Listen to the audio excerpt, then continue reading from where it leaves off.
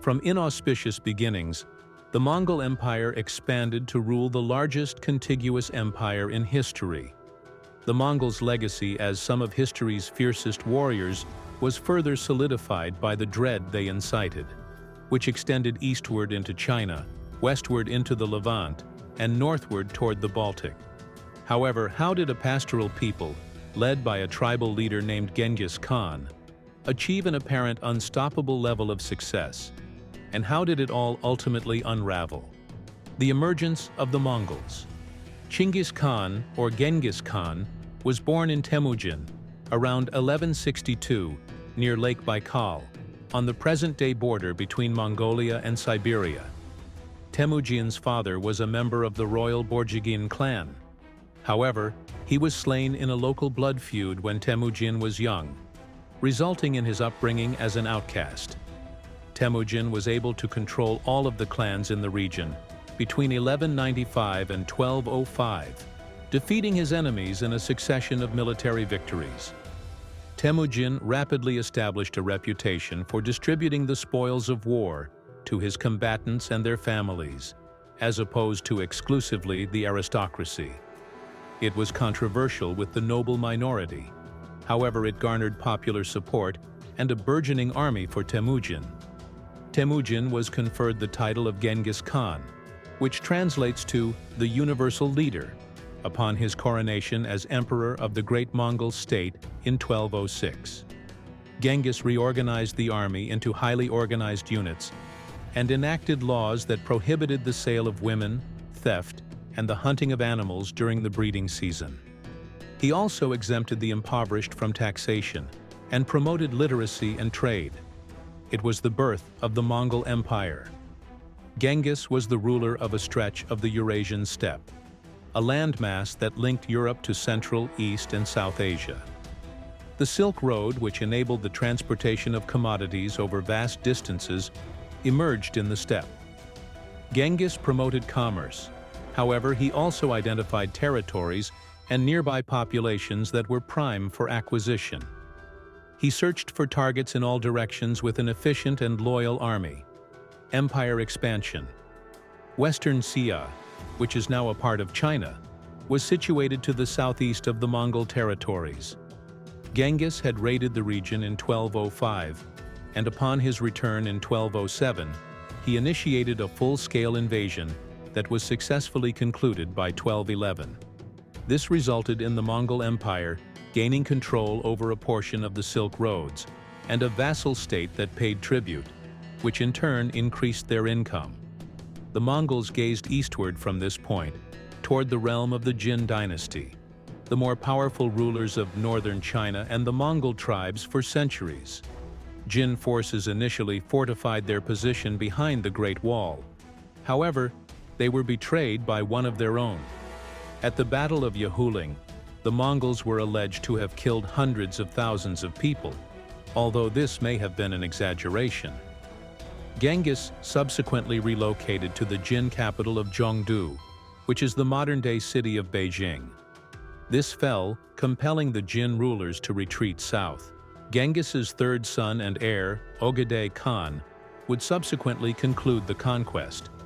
The Muslim Khwarezmiya lands, which bordered the Caspian Sea to the west and the Persian Gulf and the Arabian Sea to the south, were directly contacted by Genghis's domain when his forces also captured the Kara-Kitai lands to the west. Initially, it appears that Genghis did not have any intention of conquering these lands. He dispatched an embassy containing gold, silver, pelts, and textiles to facilitate commerce. However, the caravan was attacked upon its arrival in the city of Otrar. Subsequently, Genghis dispatched 3 ambassadors to the Shah, 2 Mongols, and 1 Muslim. The Muslim ambassador's cranium was returned to Genghis by the Shah, who had all 3 men shaved. Genghis, in a state of rage, organized his most extensive invasion to date and led approximately 100,000 men over the Tian Shan Mountains. Despite the use of elephants to safeguard the city, Samarkand, a renowned ancient and erudite town in what is now Uzbekistan, was destroyed. 3 of the world's greatest cities, Herat, Nishapur, and Merv were also destroyed. The Mongols, who were accustomed to fighting on horseback on vast plains, were compelled to modify their fighting technique to contend with cities and sieges. Nevertheless, they continued to project an unstoppable presence. Zenith. Genghis Khan returned to China, but he passed away on August 25, 1227, in Xinjiang, Western Xia. The previous year, his eldest son had passed away, and he disagreed with his second son. Consequently, Genghis's third son succeeded him as Ogedei Khan. Tolui, a fourth son, was granted the Mongol homelands and an army of approximately 100,000 men. It was customary for the youngest son to inherit his father's property. Ogedei Khan maintained his father's policy of aggressive expansion. The Mongols were known for their brutal tactics. The target cities were presented with a stark decision: either surrender and pay tribute, but otherwise be left alone, or resist and face wholesale carnage if defeated. Cities promptly offered tribute rather than risk devastation, as the Mongol forces expanded into Persia in 1230. Simultaneously, an additional force invaded Afghanistan, and Kabul was promptly overrun. Georgia and Armenia were subjugated in the mid-1230s. In 1241, the Mongols entered the Indus Valley and laid siege to Lahore.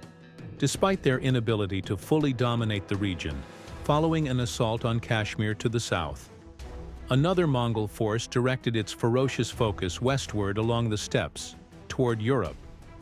They occupied Hungary for a period, conquered Volga, Bulgaria, and advanced as far north as Kiev and the Rus's territory, where they were granted tribute.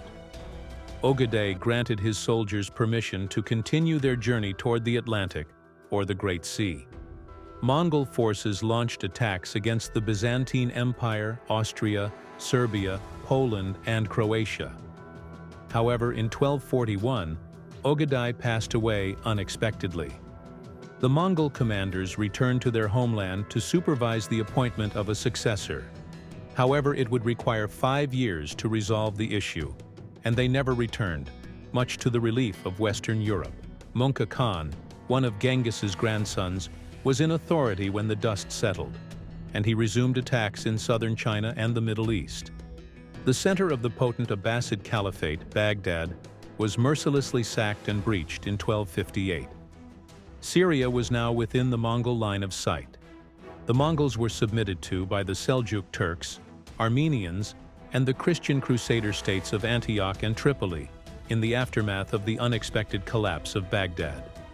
At the time of Mongol Khan's death in 1259, the Mongol Empire was at its most extensive, extending from Eastern Europe to the Sea of Japan, and from the frigid north of Europe, in what is now Russia, to the heat of India's borders in the south.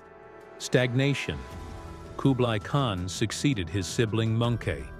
The Mongol Empire successfully concluded the unification of China and relocated its capital from Karakoram, Mongolia, to Beijing over the subsequent 2 decades.